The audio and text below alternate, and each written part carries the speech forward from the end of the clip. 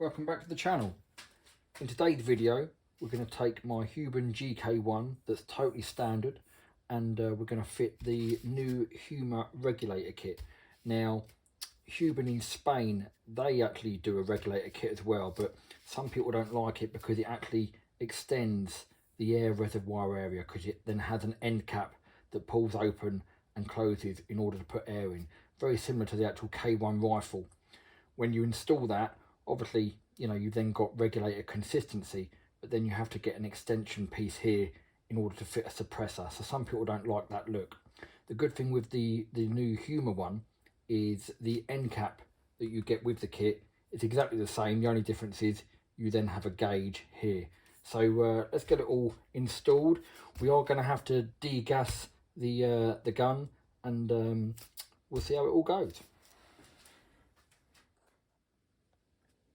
Now the tools we're going to need a 2mm Allen key, a 2.5mm Allen key, a 4mm Allen key and a 7mm Allen key.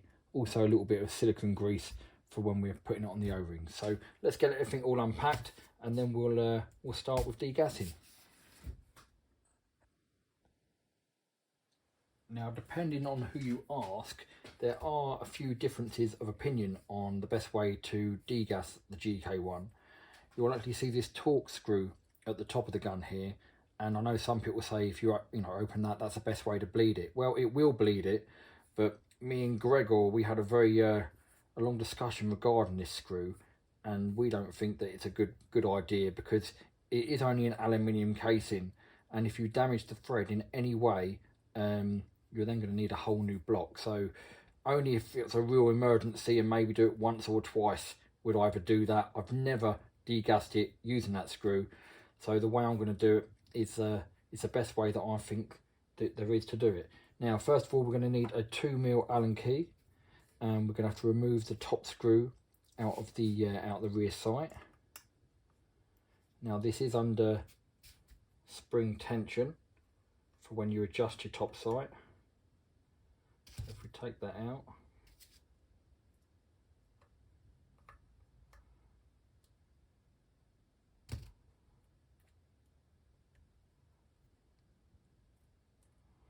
there we go. Just put that down there for the second, and you'll see that this wants to spring open. Look, there is a spring under here, very small spring. I'll take that out as well. Then what you want to do is you then want to get a 4mm Allen key, and we need to undo these two rear screws.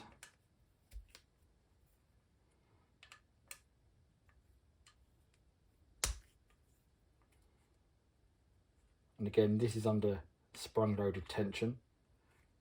Now I didn't mention this, but make sure your gun is on safety, because if it isn't, once you take this out, you could lose a spring.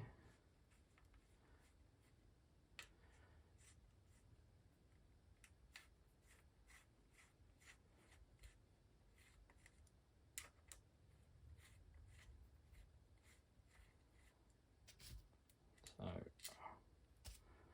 check out the screws. Now here we go, you'll see it's under sprung loaded tension, and this is where the closing valve is. So what we need to do, we need to remove this spring. Now sometimes when you take this spring out, this rubber part will come out as well. Leave that in there, take the spring out, put that to one side, and then we're going to put this back on. So basically the theory here is when we pull the trigger, because the spring will not close the valve, all the air will just dump out. And like I said, this is definitely the best way, in my opinion, and Gregor's, on how to do it. So make sure that's all done up tight. So it's going to be a little bit loud. I'm just going to put on my ear defenders. So what's going to happen, I'll take this off safe. Obviously also make sure that your gun has got no pellets in. I've already checked that. So here we go.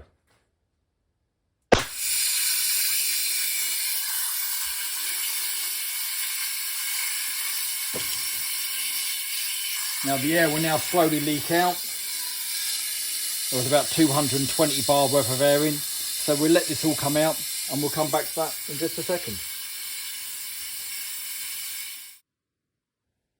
Now it's all degassed. So the next thing we want to do, we want to take the shroud off. So this is where we need the 7mm Allen key.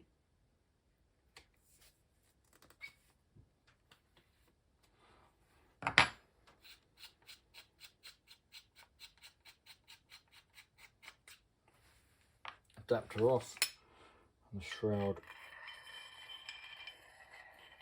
should just come off like that. So then what we want to do is we want to take off the grip, 4mm Allen key.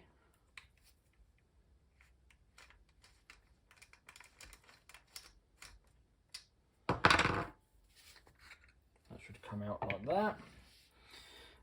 Then what we want to do is we want to take out the trigger guard mechanism.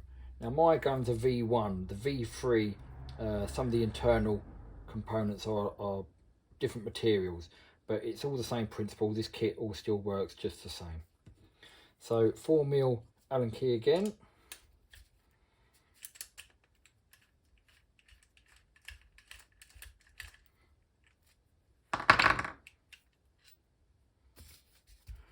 And then this will release this. Now, when you get the instruction manual for fitting this regulator kit, it does actually now tell you to undo this screw and remove the trigger guard mechanism. You could do it without it, without doing that, but I'm going to take it off just to give us a little bit more flexibility in what we're doing.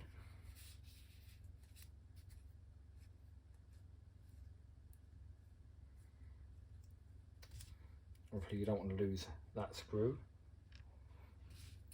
I'll place that over there like that.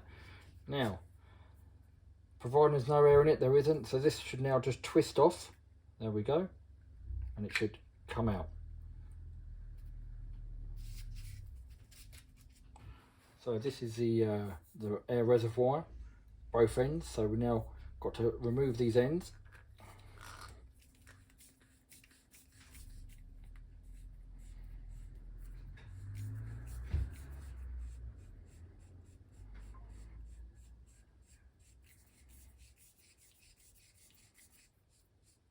Quite a lot of threads on there.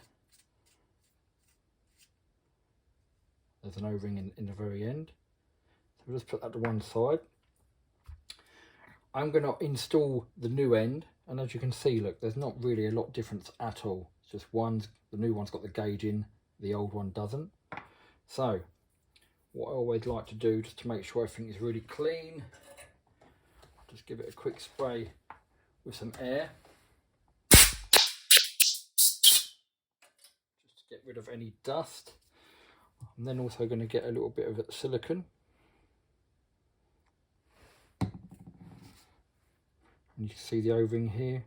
Just want to make sure there's plenty on that O-ring.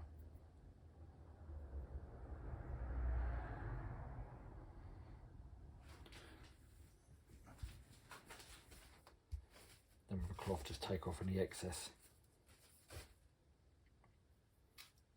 around the actual metal part. This will just prolong the life of the O-ring, stop any leaks.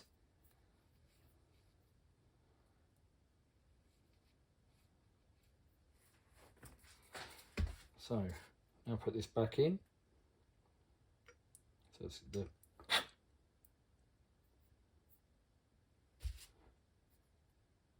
just thought there was a bit of dust in there, but no.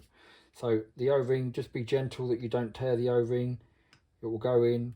Once it goes in, I then always just back thread a little bit just to make sure that you're getting onto the thread correctly without damaging the internal thread on there.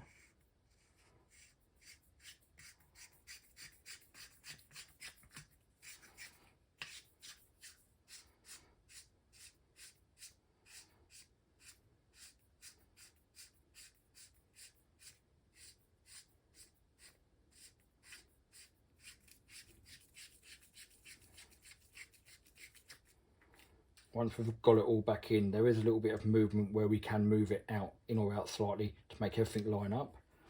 So then this end comes out. Let me just get the fuel probe. So I'm going to use the fuel probe here just to try to give me a little bit of leverage. There we go. So that turns straight away.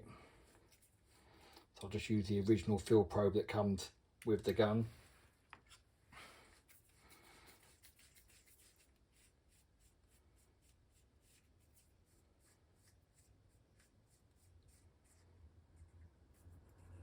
Same again, once it gets out to a certain point, it's then just going to be the O-ring holding it in. There we go.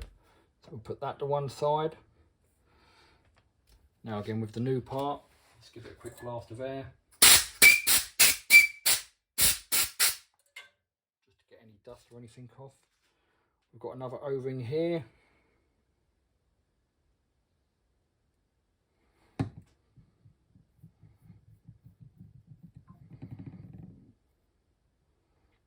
That's also I've got another O-ring just on the end here. Any O-ring you can see, it will never hurt to put a little bit of silicone grease on there. So again, I'll just get off the excess of the metal parts.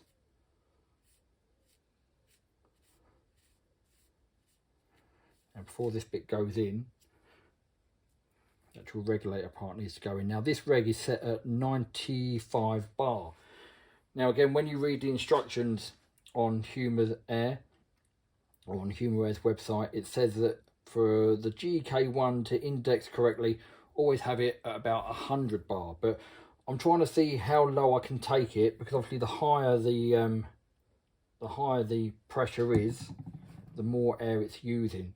So I have spoke to Mark at Huma and asked him about this, and his opinion is 95 should be right. If it's not, if it doesn't index properly, we just got to take it apart and you know, up the regulator slightly. So again, I'll just put a little bit of silicone on those O-rings, and then this will seat in here.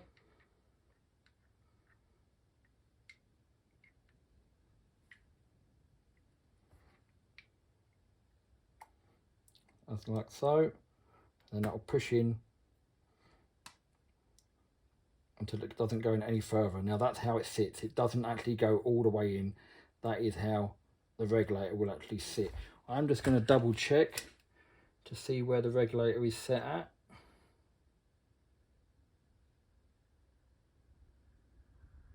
Yep, and it is at about 95 bar. So again, just get off the excess. Just going to give it another blow of air.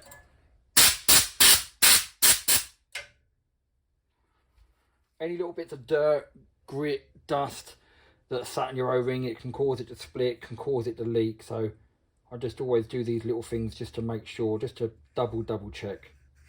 Right then, so that's now going on there nicely.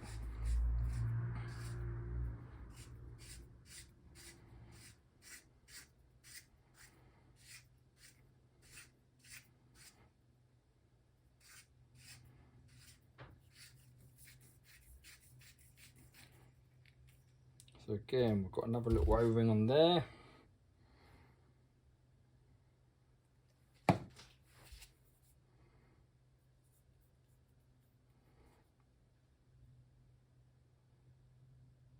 I also wanted to make this video to help people out, because some people, they get in contact with me, you know, they've got a very small leak somewhere and they haven't got the confidence to, you know, to take something apart. Well, you know, it's like anything. If you do it, or once you've been shown how to do it, it can then help you out. So I'm hoping the video will be of some help to a lot of people out there. Right, so everything's on. I'm just going to guesstimate when I'm looking at this gauge and I'm lining it up straight. I'm going to guesstimate that it only needs to really come a little bit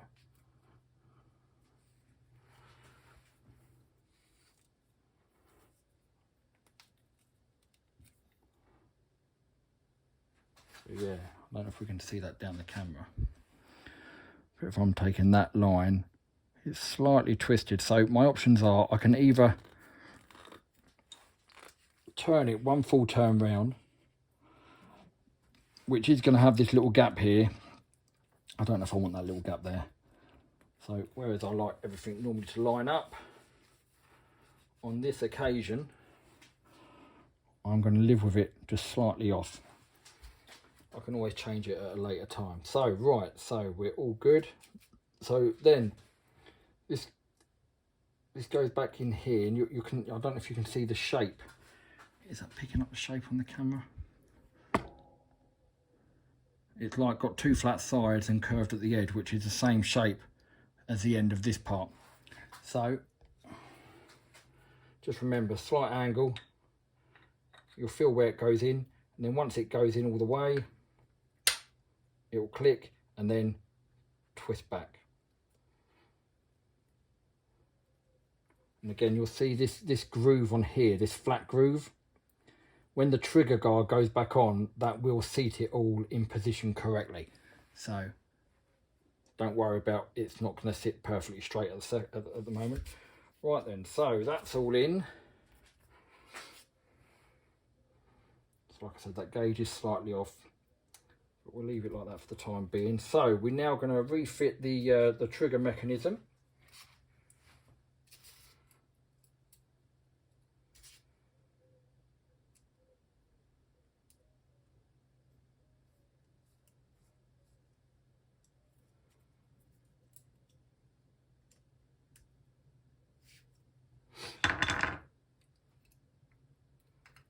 That then goes back on there.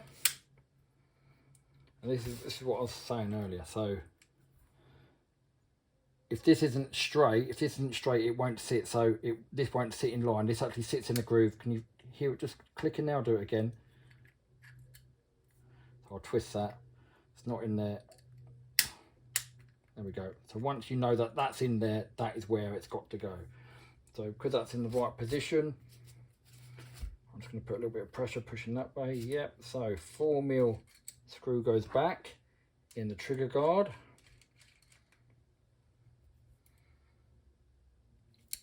Like so. Then I'm going to put the grip back on.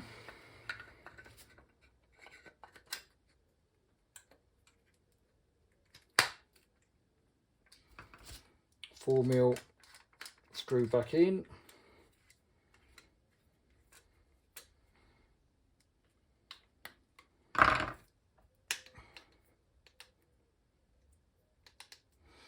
All good. Now, what we need to do now is we need, again with a 4mm screw, we need to take the back off to put the spring back in so the valve can close properly.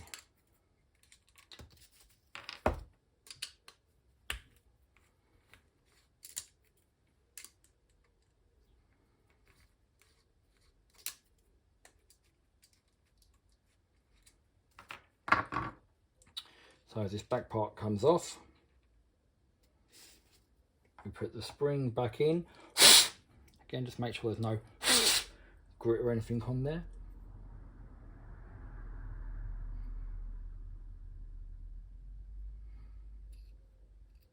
Now when that's back in, what you actually want to do here, I might have already done it, but you actually want to pull the trigger all the way back to feel it seat in there. Now I think you might have heard the click and it did already do it, but I'll do it again. So if we pull the trigger back,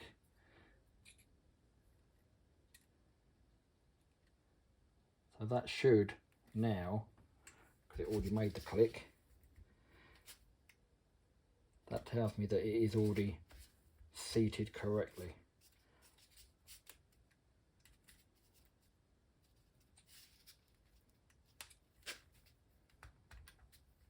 Yeah, that's fine. If it's not, we know what the problem is when we put it back together.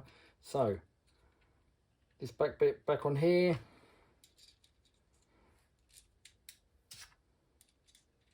the two 4mm screws back in the back.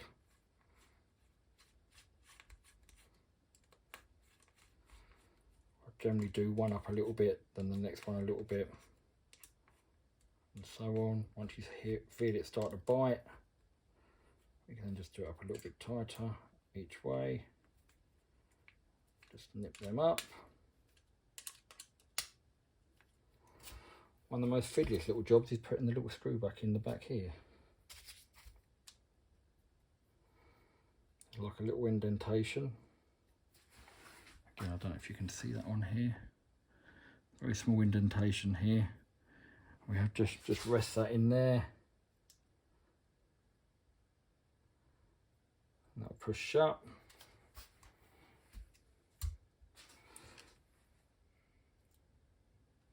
And we need the 2mm Allen key.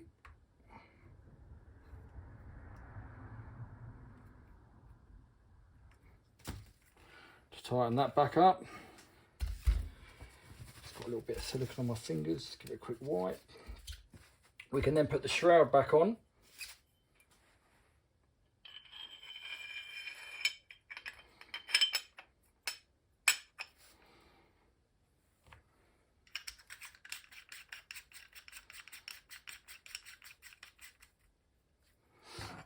Just nip that up with a 7mm Allen key.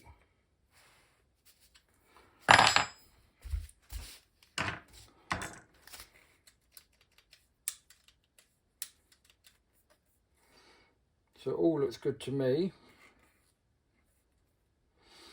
So yeah, it doesn't really look any different from when it was unregulated. The only difference is we've got the gauge here. So I'm going to get some air in that. You do get a field probe as well. It's I think it is slightly different to the one that you get with your gun, but you get the field probe with it as well. I'll get some air in here and we'll give it a test. Now, one thing that I did forget to mention is when all the air is out of the gun totally, the indexing wheel will actually rotate. Normally you would have to open the loading arm for that to happen, but when there's no air in it, it will rotate. And what happens is once a certain amount of pressure gets in the gun, you'll hear a click. If you stood by it, you'll hear a click, which is basically the indexing wheel just clicking into place. It's almost like it's resetting itself. Then it won't rotate unless you do open the lever. So we filled it all up. I heard the click, then remembered I hadn't mentioned it. The other thing to point out is, so the regulator was set, when I looked at it, it was set at about 95 bar. It is actually set at 100 bar. Now, whereas before this showed you how much air you had, now because we've got a regulator installed, just like the K1 rifle, this now tells us what the regulator pressure is. So you can see there it's bang on 100 bar, and then we can look at the gauge and this is reading 300 bar. Now you'll notice that the unregulated version and even Huben in Spain's version can go up to 350 bar. Again, I had a discussion with Mark from Huma. They've only tested this up to 300, but basically the actual regulator is the same regulator as what Huben in Spain use. So I can't see any reason, because the gun's fully tested to go up to 350 bar, I can't see any reason why it can't be taken all the way to 350 bar. The only annoying thing is, if it can, the gauge here only will go up to 300 bar. But if you, the worst case, when I spoke to Mark at Huma about this, the worst case scenario, if it didn't like it, the reg would creep up. It wouldn't explode, it wouldn't go bang, nothing like that. The reg would creep up. So I am going to give it some testing at the max feel what they reckon at 300 bar. If it is okay with 350, which I'm 99% sure it will be, I will tell Mark my findings, and then whether or not they want to supply them with 350 bar gauge, that's up to them. So let's see, I'm just going to do a few shots in here. We've got no pellets in here. Just going to do a few shots just to check that the magazine is rotating. I should be able to see it rotating, or sometimes might just rest my finger against it just to feel see if it's moving. So here we go.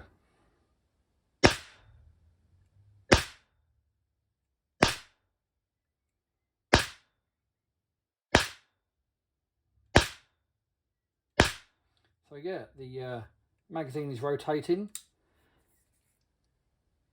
The regulator pressure is still about 110 bar. Obviously, for the amount of shots that we've done, we haven't really used up any air. So yeah, there we go. That is the Huma regulator kit that they sell. I will put a link in the description for if you want to go and check it out and have a look. If you did like the video, please do give it a thumbs up. If you haven't done already, please do subscribe. There's lots more videos coming, and we'll see you in the next one.